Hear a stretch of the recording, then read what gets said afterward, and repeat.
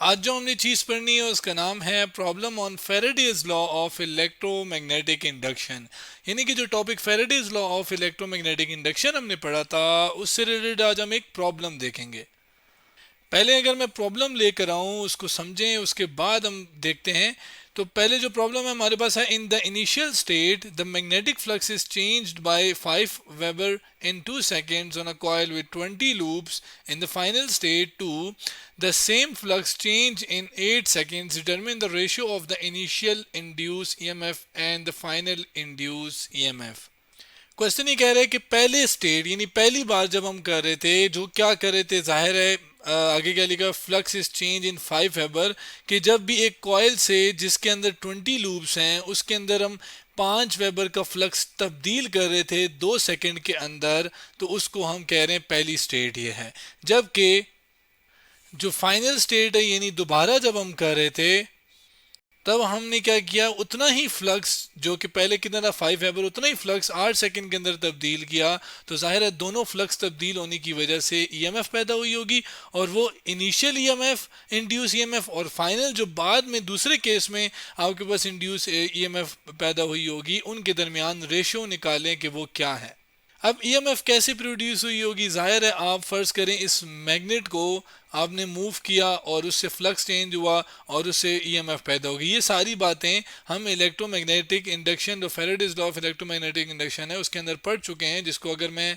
Revise कर रहा हूँ इंट्रोडक्शन टू इलेक्ट्रोमैग्नेटिक इंडक्शन के अंदर हमने पढ़ा था कि जब फ्लक्स तब्दील हो किसी कॉइल से तो उसके अंदर ईएमएफ यानी करंट पैदा करने की जो ताकत है वो पैदा होती है आपके पास, यानी करंट पैदा होगा। करंट क्या है, फ्लो ऑफ चार्जेस, जब चार्जेस फ्लो करते हैं तो उसे हम करंट कहते हैं। और वो क्यों होता है, जब ईएमएफ हो तो बैटरी के पास जो ताकत होती है करंट पैदा करने की उसे ईएमएफ कहते हैं, इलेक्ट्रोमोटिव फोर्स। अब आपके पास जब मैग्नेटिक फील्ड या मैग्नेटिक फ्लक्स चेंज हो तो ईएमएफ पैदा होता है, और उसके साथ साथ मैग्नेटिक फ्लक्स क्या है, जब भी मैग्नेटिक फील्ड लाइंस जो कि एरिया से गुजरती हैं उसे मैग्नेटिक फ्लक्स कहते हैं।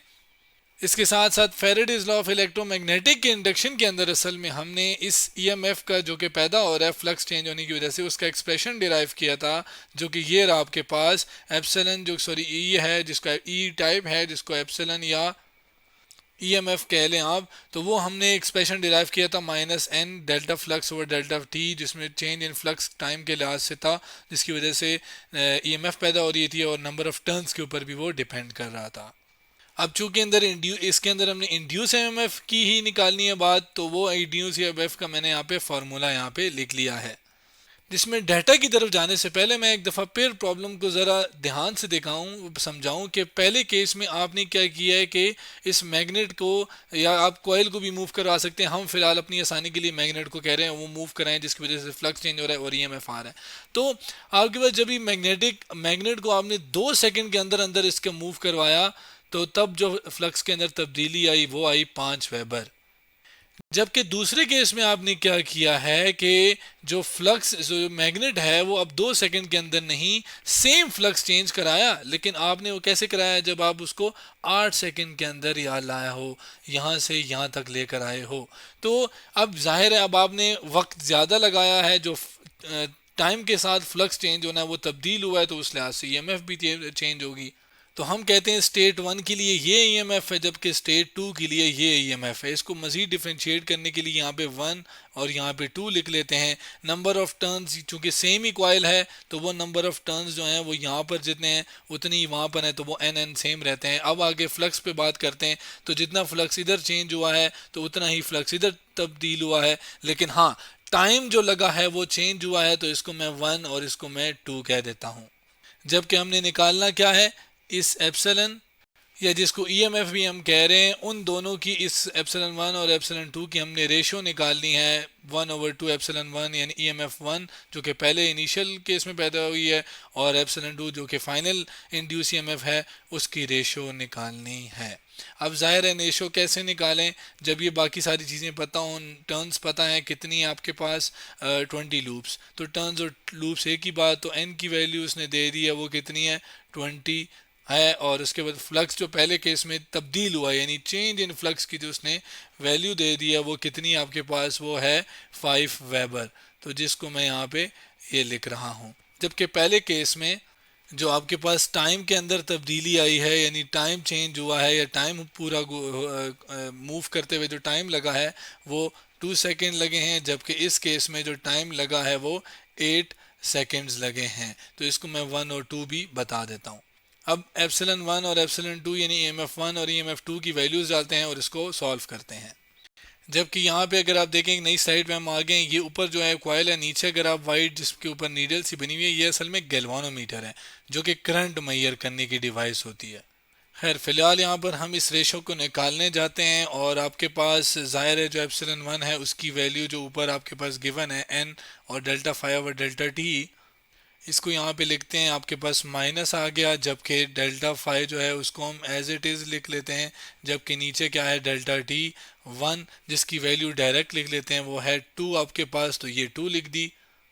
जबकि n रह गया है उसको हम चले इस साइड पे, इधर भी लिख सकते थे इधर भी लिख सकते हैं, मल्टीप्लाई हो रहा है पहले कर लें बाद में एक ही बात है। तो n की वैल्यू चूंकि सेम ही है हम फिलहाल n ही लिखते हैं। अब आगे क्यों नहीं वैल्यू लिख रहा, आगे समझ आएगी क्यों नहीं लिख रहा। अब नीचे आपके पास अगर आए तो -7 आपके पास, चलो n को बाद में लिख लेते हैं जैसे ऊपर के लिए लिखा था। ऊपर अगर आप देखें तो फ्लक्स चूंकि वो सेम है तो उसको डेल फाइव ही लिख रहे हैं, जबकि आगे देखें तो डेल्टा T2 है जिसकी वैल्यू 8 सेकेंड है, तो ये 8 लिख लिया मैंने। अब अगर आप देखें तो ये n और n सेम है, कैंसिल, इस तरफ डेल फाइव और डेल फाइव कैंसिल, तो इस तरफ माइनस और माइनस भी कैंसिल। इस वजह से मैं वैल्यूज नहीं लिख रहा था क्योंकि कैंसिल हो जाना था।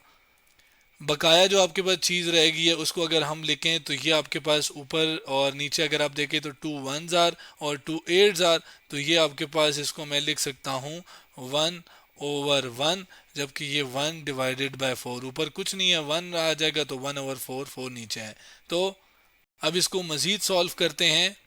आपके पास ये 4 इधर डिवाइड हो रहा है, ऊपर जाके ये मल्टीप्लाई हो जाता है, तो ये आपके पास क्या है 4, जबकि ये 1 जो कि नीचे है सॉरी डिवाइड हो रहा है इधर, मैं इसको नीचे लिख लेता हूँ। तो यानी ये आपके पास जो ये वाली रेशो आई है वो आपके पास आई है 4/1, यानी इसको आप कह सकते हो कि क्या रेशो आई है 4:1। अब इस रेशो का मतलब क्या है, इसको मेन चीज़ ये समझना। अब इसको हम समझते हैं इस केस में कि पहले हम जो दूसरा केस है वो देखते हैं जिसमें हमें कितनी देर लगी